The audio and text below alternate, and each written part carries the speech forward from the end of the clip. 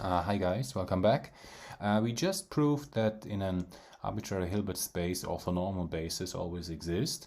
This was an application of Zorn's lemma. Now we will use it in proving this first theorem here, Fourier expansion theorem. So if you have such an orthonormal basis in a Hilbert space, then it turns out you can expand any vector in the basis in the way it is written here. This is called the Fourier expansion.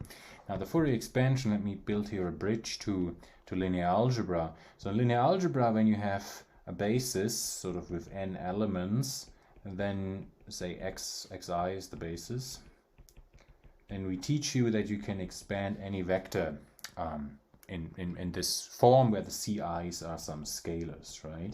So but now if you are in an inner product space, then there's Gram-Schmidt, and Gram-Schmidt allows you to orthogonalize such a basis, and then at the end of the day you can actually normalize it too. So you may assume without loss of generality that that basis is actually an orthonormal basis. And then you have this representation, but then of course the trick to do is you just squeeze it in the inner product, and then what you get, I'm pretty sure you have seen the computation, you will get xi xk.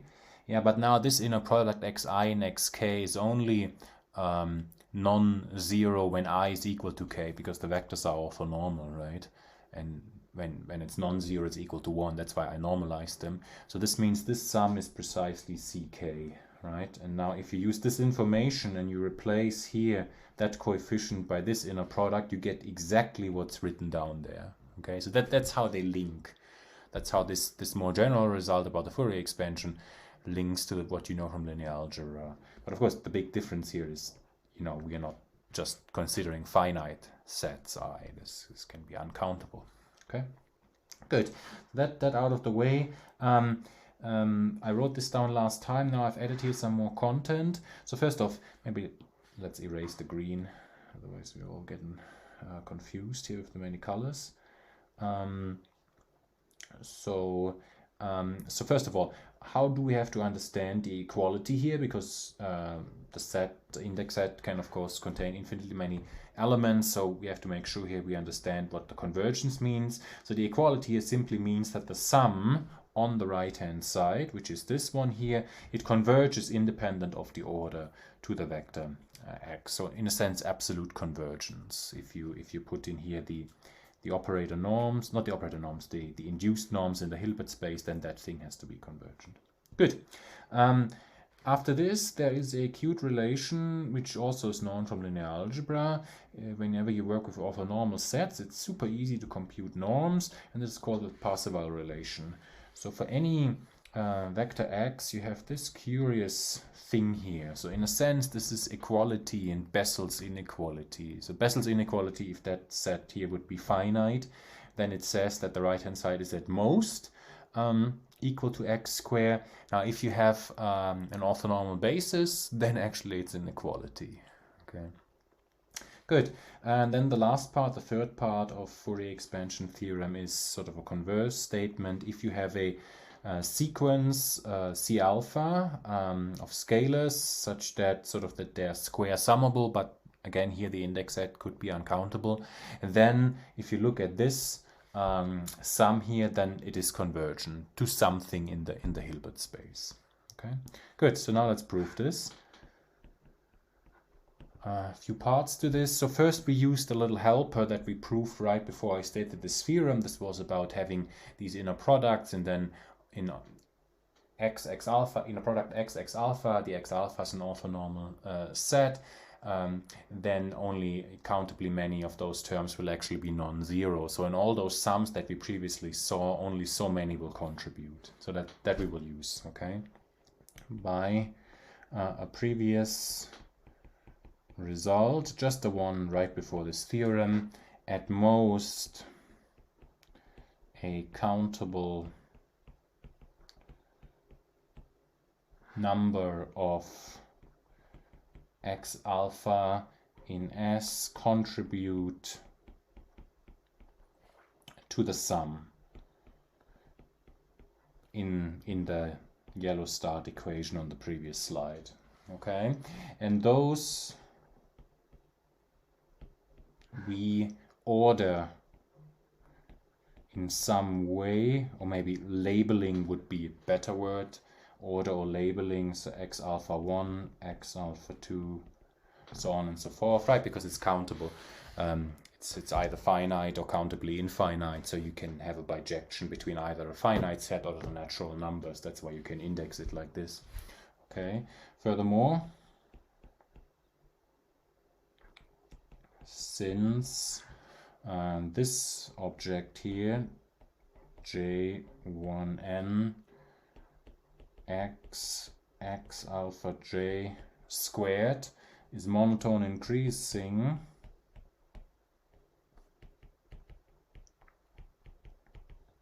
in n and bounded. Right, monotone increasing because you're just taking sums of non-negative numbers, and the more you take, the larger the number will become. And bounded because of Bessel inequality, right? So, and then you have a monotone increasing bounded sum, well, sort of the monotone convergence theorem for sequences in calculus. It means that thing has a limit as n goes to infinity. Okay, so it converges to a finite limit. Okay, good. As n tends to infinity. Now, let yn be sort of the finite part in the Fourier expansion theorem, like this. This is all well defined. Then I will now show that this forms the Cauchy sequence, and then we will use that while we are in a Hilbert space, so in particular in a complete space, so that thing will have a limit. So let's estimate yn minus ym, maybe squared. Now here's a useful computation. So if n is bigger than m, okay, the first step is not so useful. This is just you subtract two sums, so you subtract off the beginning terms. So you have this alpha j squared. So this is clear. Doesn't use any Hilbert space structure. But now the next one uses, so because you're dealing with orthonormal sets, so this is an inner product of what? J from m plus 1 to n, x alpha j, and then sort of k from m plus 1 to n, x alpha k, x alpha k. Now the usual trickery, so you pull out the sums n, then from the first entry in the inner product you just pull out this scalar as is, and from the second one you pull out this scalar, but it gets complex conjugate bar on top, right? So you would have x alpha k bar, and then what remains is x alpha j, x alpha k. And then as usual, since you're dealing with orthonormal sets, this is most of the time 0, namely precisely when j is different from k, and it is 1 when j is equal to k. That means in turn the whole thing becomes super easy. It becomes, to be more accurate, it becomes just the sum j from m plus 1 to n, and then complex modulus squared of inner product x with x alpha j. Okay, yeah, but remember this object we already discussed earlier is convergent as n goes to infinity. So that means in particular when n and m go to infinity here, this will go to 0 by the Cauchy criterion for sequences of real numbers. Okay, so that shows that our sequence yn that we had is a Cauchy sequence, and hence it is convergent. Okay, therefore yn in H is Cauchy, and thus convergent to some y in H. Okay, Now, of course, we have to show that that y is equal to the vector x, which is, well, sitting in here. Okay, good. Observe that. So to do that, to show that y is equal to x, observe that by continuity of the inner product. This is something that I mentioned, I think, in the, not in the last video, but the one before. So if you have a limit inside an inner product, there's a good reason why you can exchange product evaluation and limit operation. This is because the inner product is continuous. I said you should think about it as a consequence of Cauchy-Schwarz inequality, and I will use it now again. Okay. So by continuity of the inner product, I have x minus y, x alpha k. Okay, so now we so y is the limit of this sequence that I had. So this was precisely j1n, and here I already used the continuity of the inner product because I've taken the limit out of the inner product. So x alpha j and then x alpha k, and then sort of similar, you know, game that needs to be played here. You have limit n goes to infinity. You use the properties of the inner product, so you have x alpha k, and then you have the sum comes out, the scalar comes out unaffected because it's in the first term, and then you have x alpha j, x alpha k, right? And then the usual thing here, these guys here, because I'm dealing with orthonormal vectors, are most of the time equal to 0, and in only one case they're not, and then they're equal to 1. So, and this precisely leads now to limit n goes to infinity x alpha k minus x alpha k, and you subtract the same quantity from itself, so this is equal to 0. Okay, this is good. And if alpha is different from any of the alpha k's for k in n, then x minus y x alpha, again same thing that I have to write down as above, so it is x minus j1n x alpha j x alpha. Good. Now what happens here is, okay, so limit n goes to infinity, same computation, x alpha. And now what happens in the second term? So the thing that I have up here, so now instead of having here x alpha j, I will now have it with x alpha j paired with x alpha k, I will now have it paired with x alpha. Yeah, but alpha is different from all of the alpha k, so that inner product will always be 0. Right, so that's why there's no contribution here whatsoever from this term. This is minus 0. So then this doesn't depend on n at all. So I have x alpha. Yeah, but remember the proposition said, the proposition right before this theorem is that these inner products x alpha, only countably many of those are non-zero. And those which are non-zero I precisely labeled with the alpha sub k's, right? So here now saying that alpha is different from any of those alpha k's, well, this is just saying that all these guys are already 0, right? So this thing is also 0. Okay, so you have this, and what does this show? This shows that x minus y is orthogonal to all x alpha. Yeah, but since the collection of the x alpha is a complete orthonormal system, remember this was our discussion right after I defined what a complete orthonormal system is. Since the x alpha form an orthonormal system, this can only happen when x minus y is the 0 vector. Okay. And that's what we want. This shows it's orthogonal to all xi, since x alpha, alpha in I, forms or is a basis, is an orthonormal basis, is a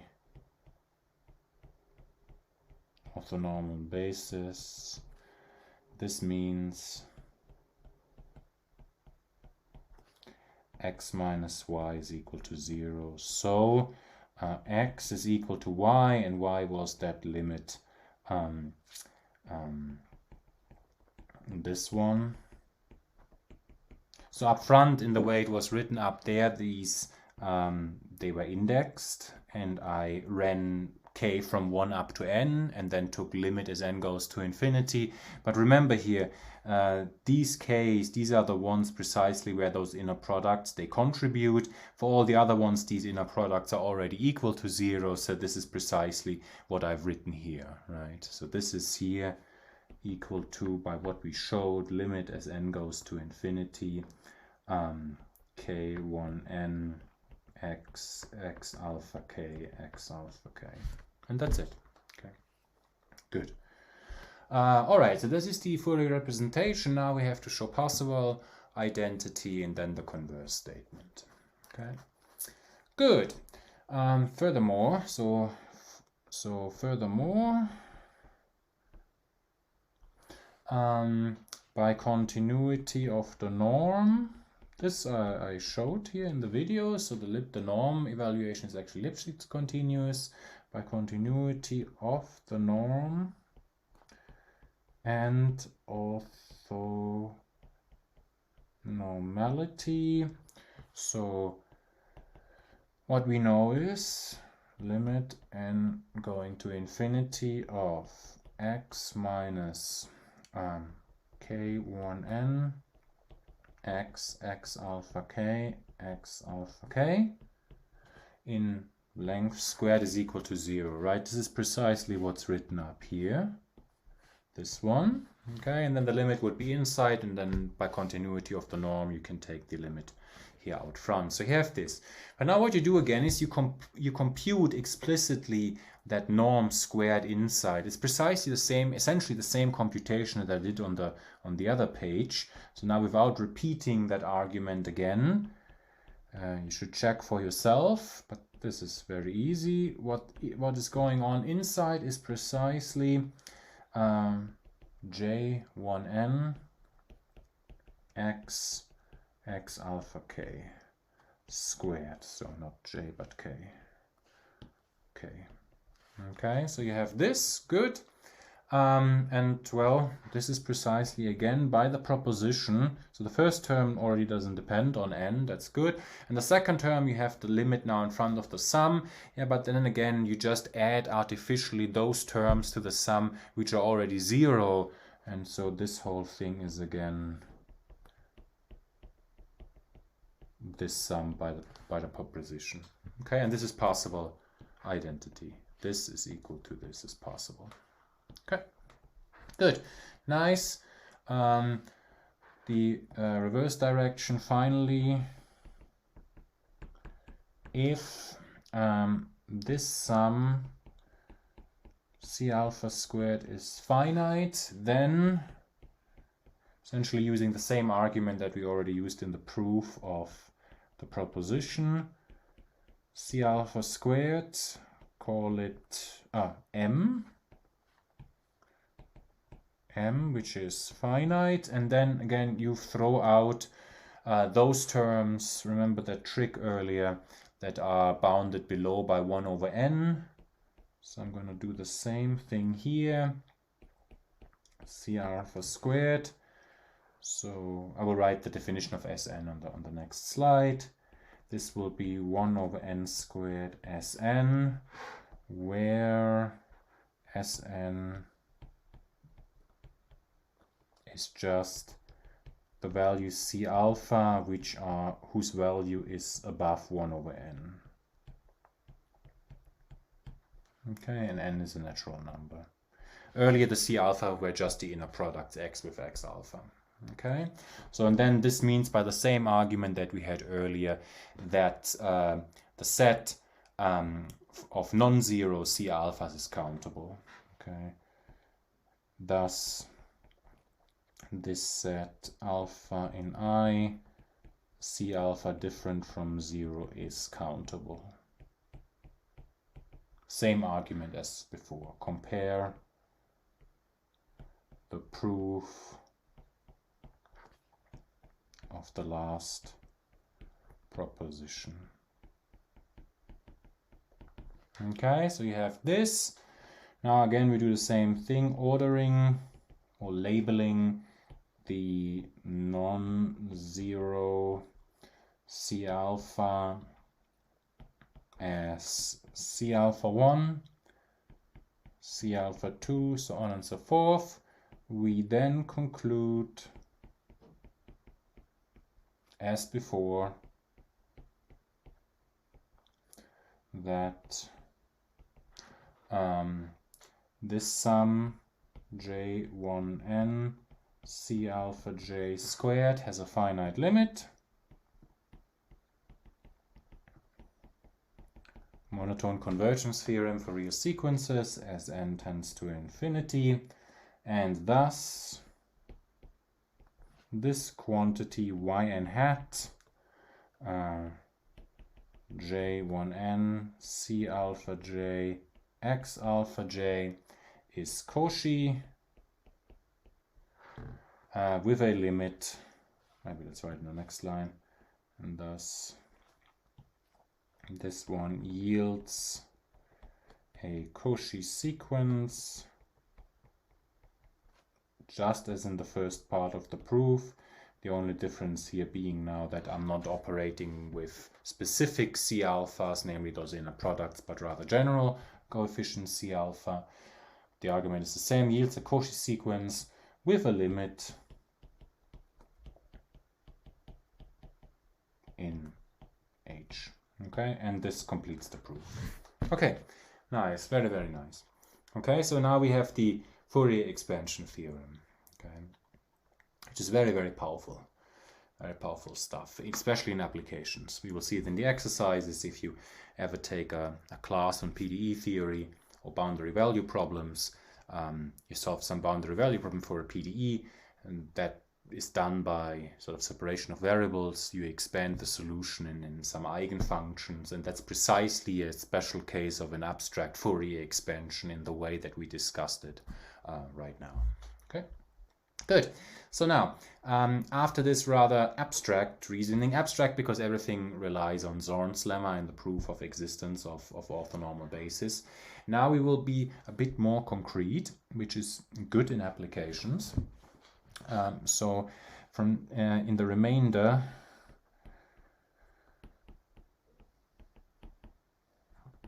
of this section,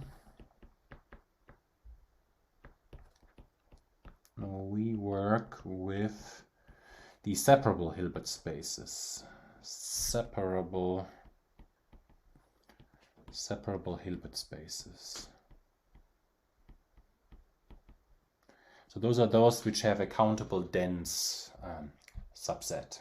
Okay, separable Hilbert spaces. Not every Hilbert space is separable. Though in applications, almost every Hilbert space, certainly every Hilbert space that I have ever encountered in my work is separable. Okay, good. And for those separable spaces, you can be much more concrete. You can essentially use classical induction in the proof of the results, so everything becomes much more constructive. And that's what we're going to discuss now.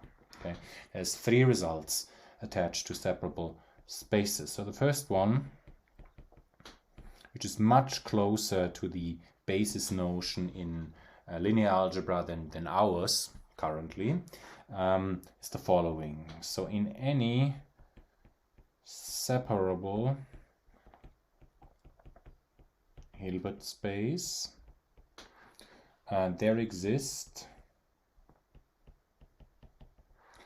countable independent spanning sets. Okay, so what are those? That is sets, let's say yj, j1 up to capital N of vectors in H, where N is either finite or countably infinite, but nevertheless a discrete index. Okay, that's important. Okay, so there exists those sets that obey, well, linear independence and the spanning property. So for any n from 1 up to capital N, if those vectors sum up to 0, alpha j, yj 0, then the alpha j have to be equal to 0 for all j. Okay, that's the linear independence. And 2, the spanning property, maybe on the next page. 2,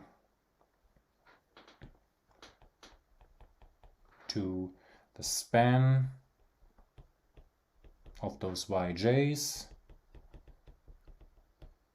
So that is the set of all linear combinations, g small n, alpha j, yj. The alpha j are the scalars, and well, n from 1 up to capital N, well, is dense. Dense in H.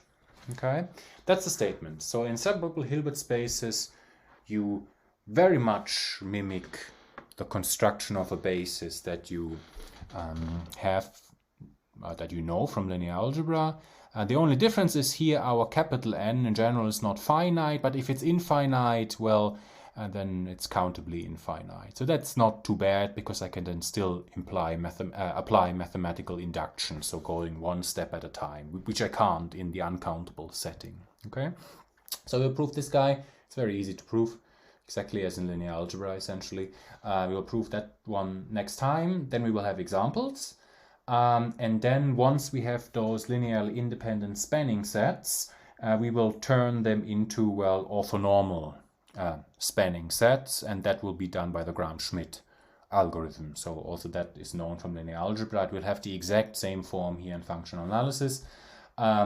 Once known, then the last result in this section, actually also chapter, is a classification theorem of separable Hilbert spaces. As it turns out, there's essentially only 2 of those. Okay, essentially meaning if I have a separable space, I can map it in some way to either one Hilbert space that will be coordinate space to the power n, so c to the n, or to small l2. In that sense, these are the only 2 separable Hilbert spaces. Okay, but this we will discuss next time. I'll see you then.